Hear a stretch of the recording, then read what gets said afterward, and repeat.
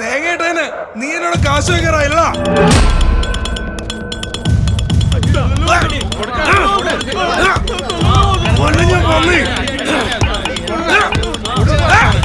കൺമുമ്പ് കണ്ടുപോകും മാറാ.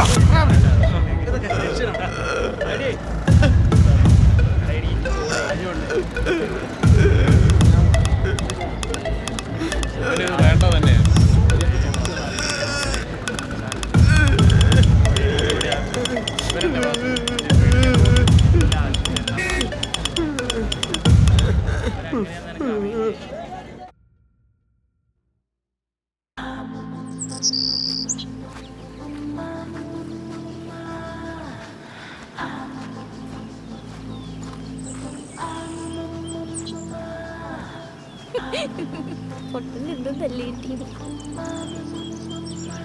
ഞാൻ വീണതാ ഗായത്രി.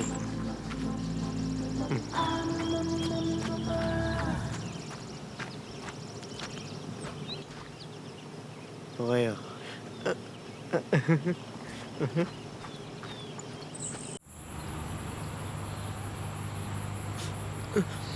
അമ്മ ഇന്നലെ മുഴുവൻ നീ എവിടെയായിരുന്നടാ?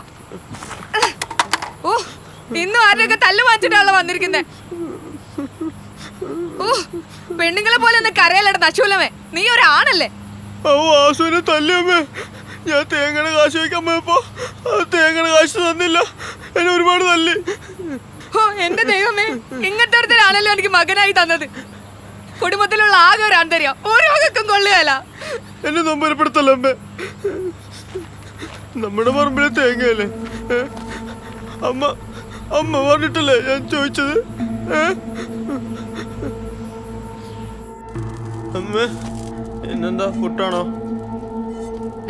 അടുക്കളയിൽ എന്നാ വെച്ചിരിക്കുന്ന വെച്ചെടുത്ത് കഴിച്ചോണം. എടുത്തുതരാനൊന്നും എന്നെ കൊണ്ട് നേരമില്ല. ഇനിയും നിന്റെ കാര്യം നോക്കി ജീവിക്കാൻ എനിക്ക് പറ്റില്ല. കോഴീനെ വളർത്തിയും തേങ്ങ വിറ്റൊക്കെയാണ് ഞാനെടുത്ത കാര്യങ്ങൾ മുമ്പോട്ട് കൊണ്ടുപോകുന്നത്. നിനക്കാണെങ്കിൽ പഠിക്കാനും ബുദ്ധിയില്ല, വേല എടുക്കാനുള്ള ആരോഗ്യവും ഇല്ല. ഇങ്ങനൊരു മകൻ എനിക്ക് ഇല്ലാതിരുന്നാ മതിയായിരുന്നു.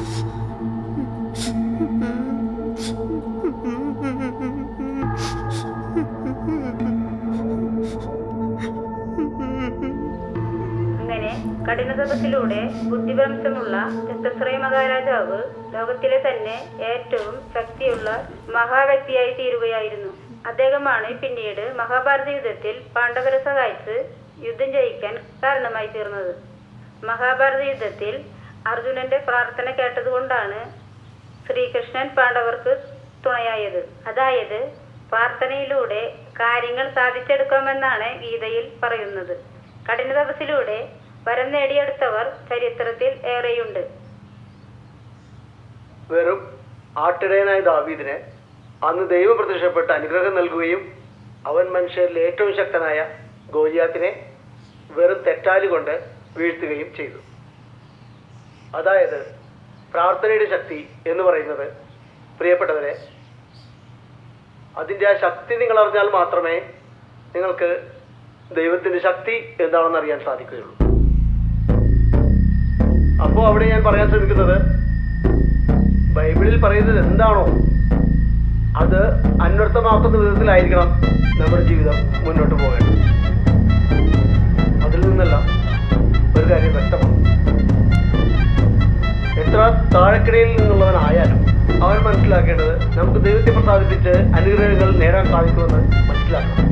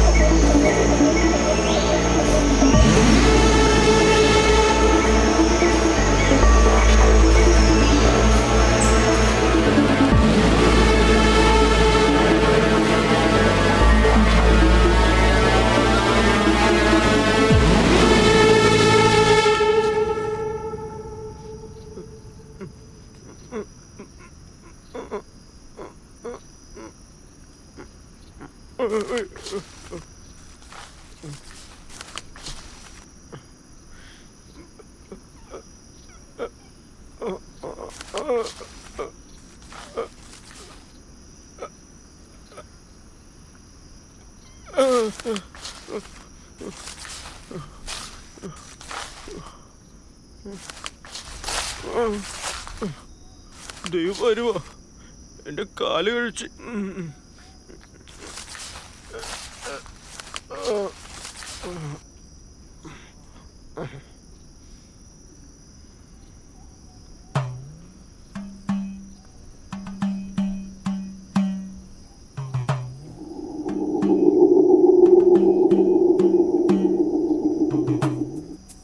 ഭക്ത,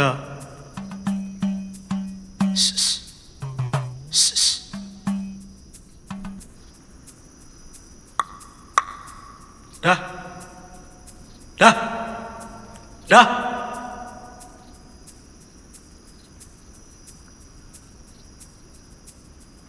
അമ്മേ,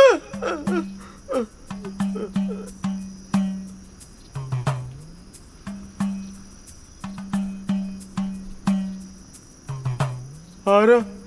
ഏ? ആരാ? ഞാനാ.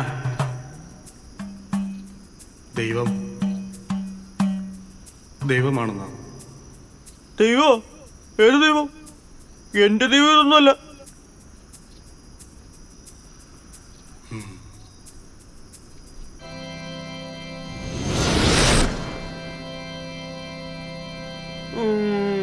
ഇത് ഒറ്റ പുള്ളിയല്ലേ? ആര്? കുറെ പാഴികൾക്ക് വേണ്ടി, അല്ല, കുറെ പാവികൾക്ക് വേണ്ടി മരിച്ച മറ്റേ കുരിശിലൊക്കെ നോക്കിയിട്ട് ഇതുമല്ല എന്റെ ദൈവം.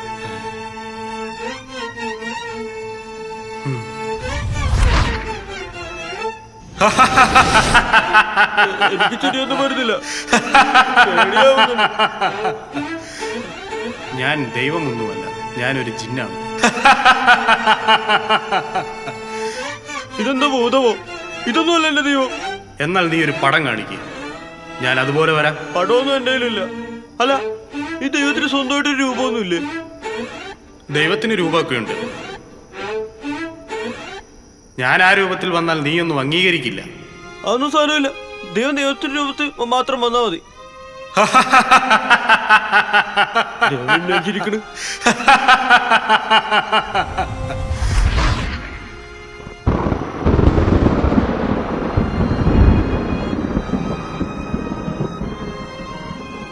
അപ്പൊ ഇതാണല്ലേ ശരിക്കും ദൈവം? അതെ, ഇതാണ് ശരിക്കും ദൈവം. ഇതെന്ത് വേഷമാണ്? നീയൊക്കെ കാലത്തിനനുസരിച്ച് വസ്ത്രവും വാഹനവും ആയുധങ്ങളും മാറും. ഞങ്ങൾ പുതിയ രീതിയിൽ വന്നാൽ നീയൊന്നും അംഗീകരിക്കില്ല, അല്ലേ? അല്ല ദൈവമേ, ഞാൻ ഈ തപസ് തുടങ്ങിയിട്ട് എത്ര വർഷമായി? വർഷോ? നീ ഒരു വർഷം ഇങ്ങനെ തപസ്സിരുന്നാൽ നിന്റെ അസ്ഥി മാത്രമേ ഉണ്ടാകൂ. അതെ, ഞാനൊരു ദൈവമാണ്. കുറച്ചൊക്കെ ബഹുമാനമാകാം. അയ്യോ, സോറി ദൈവമേ. ഏയ്, സോറി ഒന്നും വേണ്ട. അല്ല, ഞാൻ പെട്ടെന്ന് ദൈവമാണെന്ന് മറന്നുപോയി.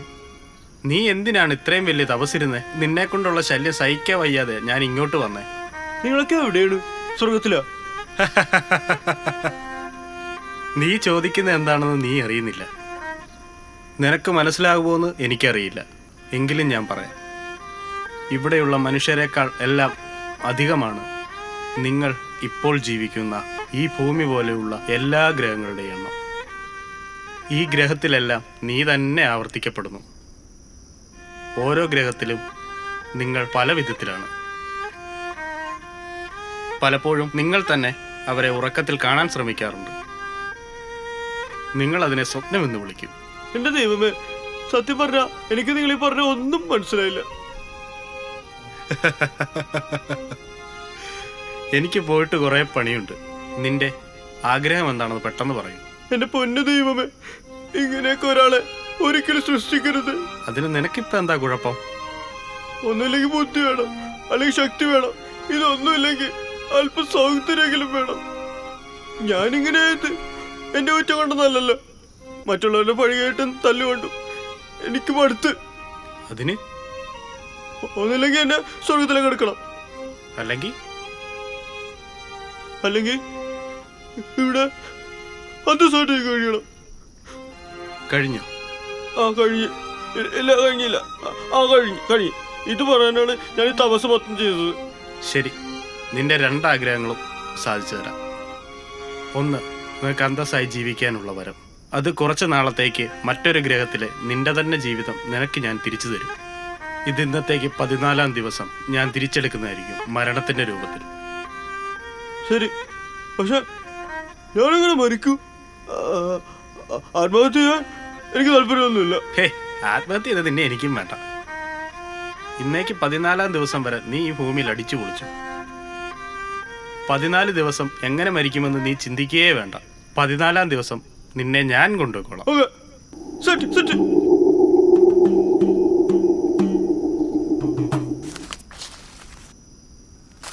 ദൈവം പോയാ? ഒരു ടാറ്റ പോലും പറഞ്ഞില്ലല്ലേ?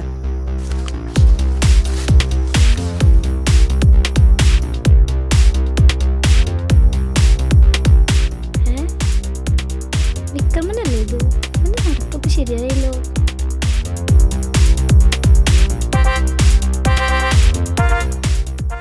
എടി, നീ 2 ദിവസമായിട്ട് കാണാനില്ലാന്ന് പറഞ്ഞ ആളല്ല വരുന്നത്. ഇതെന്തൊരു മാറ്റം. ഞാനൊന്ന് നോക്കട്ടെ ട്ടാ. ഒന്ന് നിന്നടാ. നിനക്കിത് എന്ത് പറ്റി? എന്തു പറ്റാൻ? അതല്ല, നിന്റെ മോന്തെന്താ ഇങ്ങനെ? എന്റെ മോന്തൊക്കെ എന്താ ഇപ്പൊ കുഴപ്പം? എവിടെ നോക്കട്ടെ. നീ ഇത് എവിടെയാ 3 ദിവസം? അമ്മ എന്തായി പറയണത്? 3 ദിവസമോ? ഞാൻ പോയിട്ട് 30 ദിവസമായി. 30 അല്ലടാ 300. എന്തോ ഒപ്പിച്ച് വെച്ചിട്ടുണ്ട് ചെക്കൻ. 30 ദിവസോ? അപ്പോ ദൈവം നുണ പറഞ്ഞാണോ?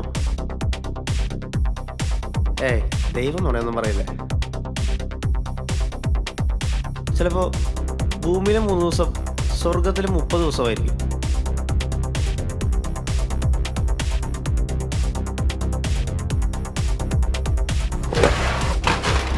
കാശു, ഇതെവിടുന്ന?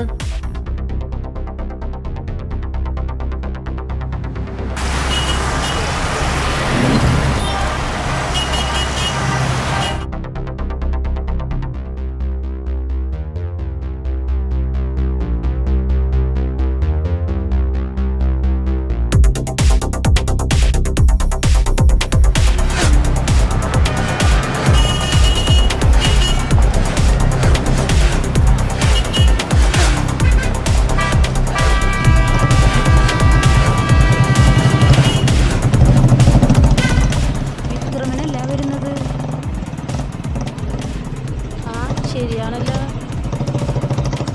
കഴിഞ്ഞ ആഴ്ച ഇവനല്ലേ നമ്മുടെ വാസുവിന്റെ തല്ലും കൊണ്ട് പോയത്? വല്ലാത്തൊരു മാറ്റം തന്നെ അല്ലേ? വിക്രമൻ തന്നെയാണോ? ചേച്ചി, ഒരു സോഡ.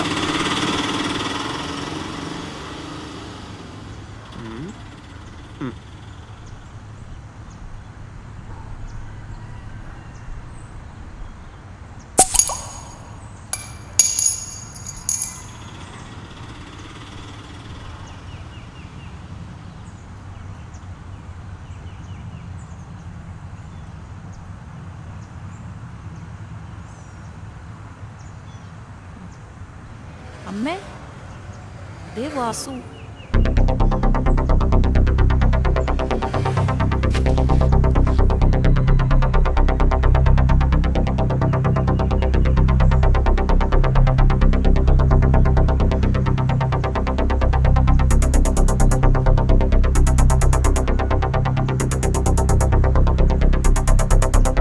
എന്താടാ നിന്റെ കയ്യിൽ കുറച്ച് കാശ് വന്നു കേട്ട്?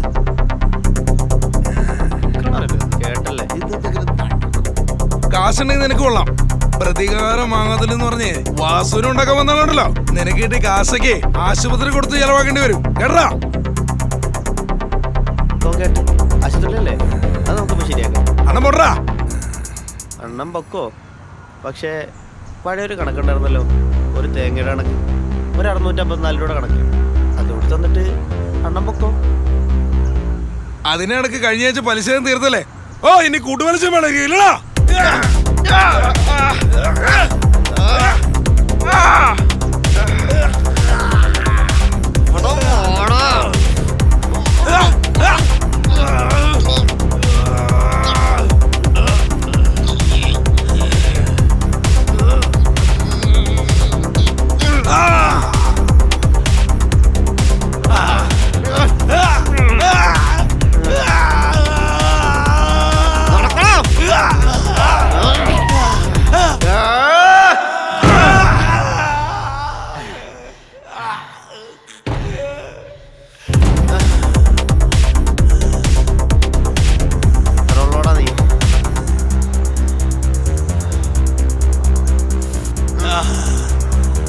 ഇനി നല്ല കുട്ടിയാട്ടെ ആ കാശിങ് തന്നെ.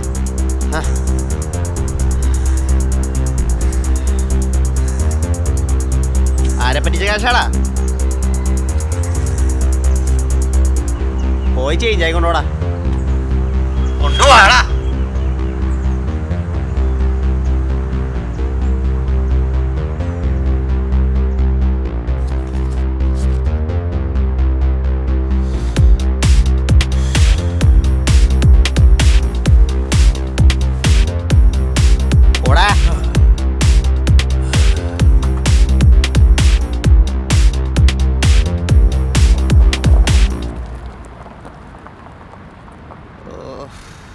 കയ്യിൽ ചോരയല്ല.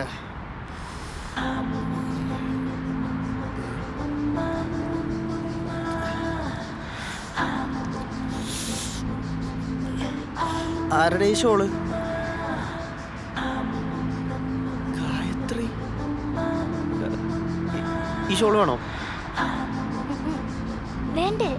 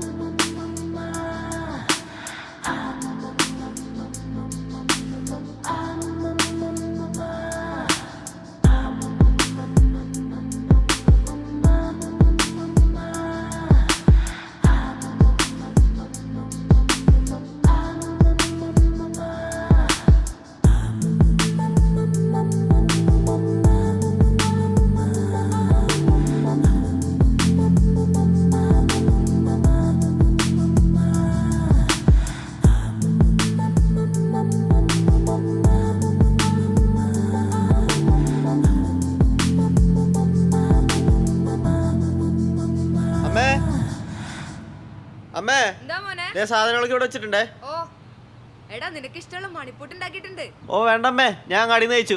എടാ വാസു, വാസു ആ ചാക്കേട്ട് ഇങ്ങനെ എടുത്തേ. നോക്കി നടക്കടാ.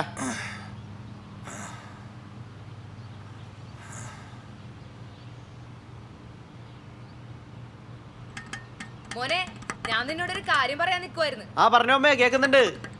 ഇന്നലെ ആ സുമിത്ര വന്നിരുന്നു. സുമിത്രയുടെ മോളെ നിനക്ക് കല്യാണം ആലോചിക്കട്ടെ എന്ന് ചോദിച്ചു. ആര്? ഗായത്രിയോ?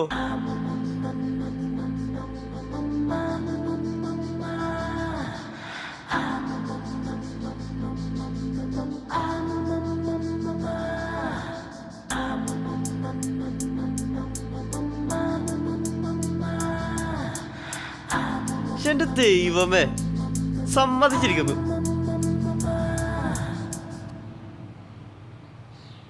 ദൈവമേ, 1 2 3 4 5 10 13 14 14 തീയതി കഴിഞ്ഞു. ദൈവമേ,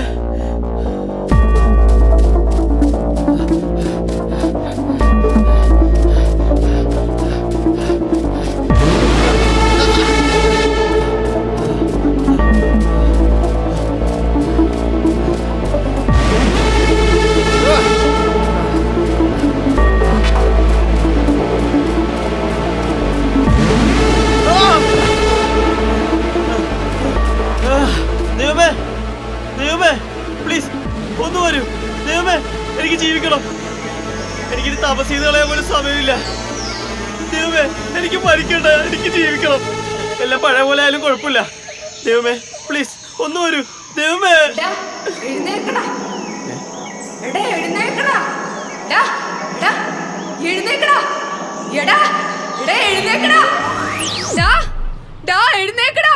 എടാ, നിന്നെ കാണാൻ വാസു വന്നിരിക്കുന്നു. എനിക്ക് പേടിയാവുന്നടാ.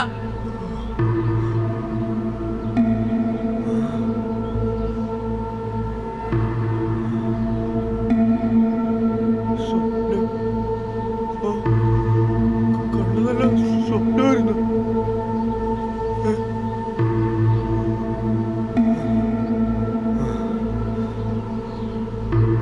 അതങ്ങോട്ട് താമേ, അതങ്ങോട്ട് താമേ, എന്താടാ മോനെ, എന്താ നീ പറയുന്നേ? താമേ. എനിക്ക് വേറൊരു സ്വപ്നമല്ല. ഡാ, ഡാ, നീ എന്തായി കാണിക്കുന്നേ? ഡാ, എനിക്ക് ജീവിക്കണം. ഡാ, എടാ, നീ എന്താണ് ചെയ്യാൻ പോന്നെ? മാറ്, ഡാ. മാറ്.